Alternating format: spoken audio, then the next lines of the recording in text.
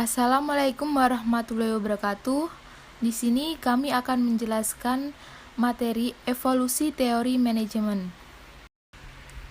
Kami dari kelompok 2 yang beranggotakan Andika Okta Primasakti, Elvira Oktavia, Cindy Nursita Pramesti, Firda Ulinuha, dan Lutfi Lailiyah Masyita.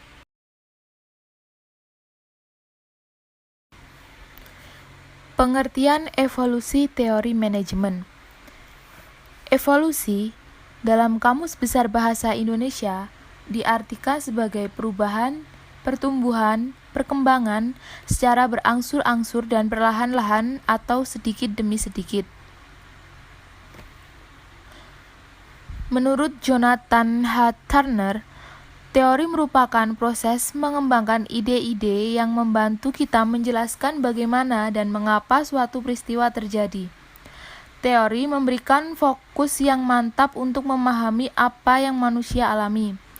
Teori mempermudah manusia berkomunikasi dengan efisien dan dengan demikian bergerak ke arah hubungan yang semakin lama semakin kompleks dengan orang lain. George R. Terry menyatakan bahwa manajemen adalah sebuah proses yang khas yang terdiri dari beberapa tindakan, yakni perencanaan, pengorganisasian, menggerakkan, dan pengawasan. Jadi, evolusi teori manajemen dalam arti bagaimana manusia berkecimpung dengan masalah hubungan pada kurun waktu tertentu dalam sejarah. Perkembangan teori manajemen dapat diketahui melalui sejumlah pendekatan yang dikenal dalam teori manajemen awal, termasuk manajemen ilmiah, teori organisasi klasik, aliran tingkah laku, dan ilmu manajemen. Aliran manajemen ilmiah Frederick W. Taylor 1856 sampai 1915 mendasarkan filosofinya pada 4 prinsip dasar sebagai berikut. 1. Perkembangan manajemen ilmiah yang sebenarnya. Jadi, metode terbaik untuk melaksanakan setiap tugas dapat ditentukan. 2. Seleksi ilmiah para pekerja. Sehingga setiap pekerja akan diberi tanggung jawab melakukan tugas yang paling cocok dengannya. 3. Pendidikan dan pengembangan ilmiah para pekerja. 4. Kerjasama, bersahabat, dan secara pribadi antara manajemen dan tenaga kerja. Kontribusi teori manajemen ilmiah. A. Teknik-teknik manajemen ilmiah menjadi lebih efisien. B. Gagasan seleksi dan pengembangan ilmiah para karyawan menimbulkan kesadaran pentingnya kemampuan dan latihan untuk meningkatkan efektivitas karyawan. C. Desain kerja mencari cara terbaik dalam melaksanakan tugas. Keterbatasan. A. Kenaikan produktivitas sering tidak diikuti kenaikan pendapatan. B. Pendekatan rasional hanya memuaskan kebutuhan ekonomis dan fisik, tetapi tidak memuaskan kebutuhan sosial karyawan. C. Mengabaikan kepuasan kerja.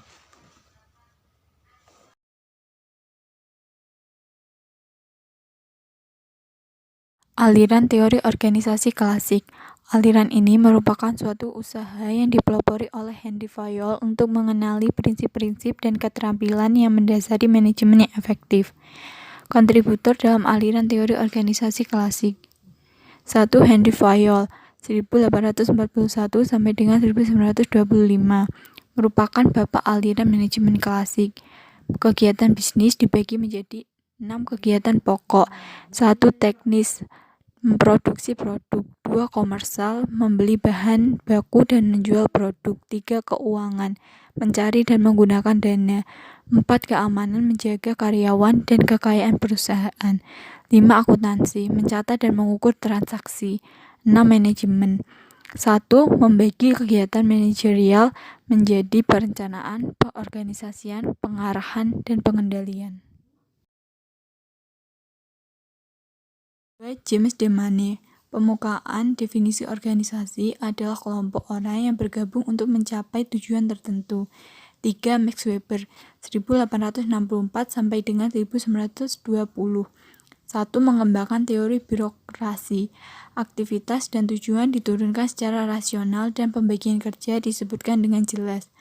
2. Birokrasi organisasi dengan struktur formal dan hierarkis yang disahkan juga merujuk pada proses struktur formal di dalam suatu organisasi. 4. Mary Parker Follett 1868-1933 memasukkan elemen manusia dan struktur organisasi dalam analisisnya. 2. Mode perilaku, pengendalian organisasi, pengendalian diri, pengendalian kelompok, dan pengendalian bersama. Yang kelima, Chester Bernard. Chester Bernard adalah seorang ahli bidang teori organisasi, seorang eksekutif dalam berbisnis, dan seorang penulis berkebangsaan Amerika Serikat. Menjadi eksekutif puncak merupakan hasil dari pengalaman panjang Bernard dalam berkarir. Dalam kiprahnya, Bernard memberikan kontribusi besar bagi ilmu manajemen. Selain memberikan pendapatnya mengenai efisiensi organisasi dan peran utama manajer, Bernard juga menciptakan 2 teori bagi ilmu manajemen. Yang pertama yaitu teori organisasi yang mengedepankan organisasi sebagai pengatur utama dari tindakan pada pimpinan dan anggotanya. Kedua, teori konsep otoritas yang menganggap bahwa otoritas merupakan karakter dari komunikasi dalam organisasi formal.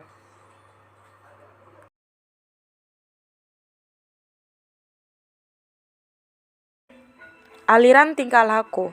Aliran tingkah laku muncul sebagian karena pendekatan klasik tidak berhasil mencapai produksi efisien dan harmoni di tempat kerja yang memadai.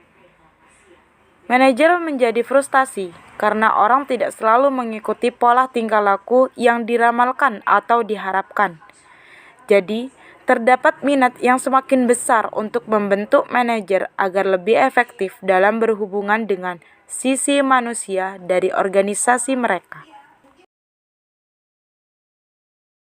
Aliran ilmu manajemen. Ilmu manajemen menawarkan cara yang baru untuk berpikir mengenai waktu dengan model matematika yang rumit serta komputer untuk mengolah angka, meramalkan masa depan berdasarkan masa lalu dan masa kini menjadi aktivitas yang populer.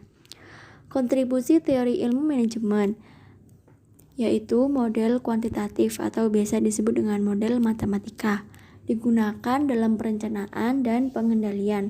Namun ada keterbatasannya, yaitu kurang memberi perhatian pada hubungan manusia dalam organisasi, hanya memberi penekanan pada aspek organisasi yang dapat ditangkap dalam angka, dan kehilangan arti penting hubungan antar manusia.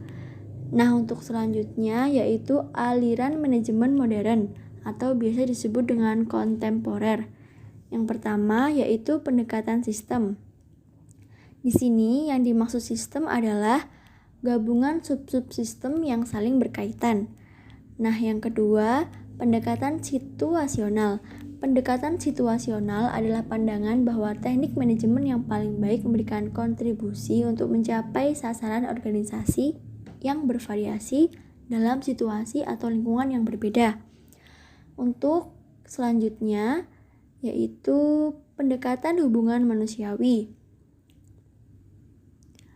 Di sini pengertian dari hubungan manusiawi sendiri yaitu komunikasi persuasif yang dilakukan oleh seseorang kepada orang lain secara tatap muka dalam situasi kerja dan dalam organisasi kekaryaan dengan tujuan untuk menggugah kegairahan dan kegiatan bekerja dengan semangat kerjasama yang produktif serta perasaan bahagia dan puas hati. Untuk selanjutnya yaitu pendekatan integratif. Maksud dari pendekatan integratif adalah rancangan kebijaksanaan pengajaran bahasa dengan menyajikan bahan-bahan pelajaran secara terpadu, yaitu dengan menyatukan, menghubungkan, atau mengaitkan bahan pelajaran sehingga tidak ada yang berdiri sendiri atau terpisah-pisah.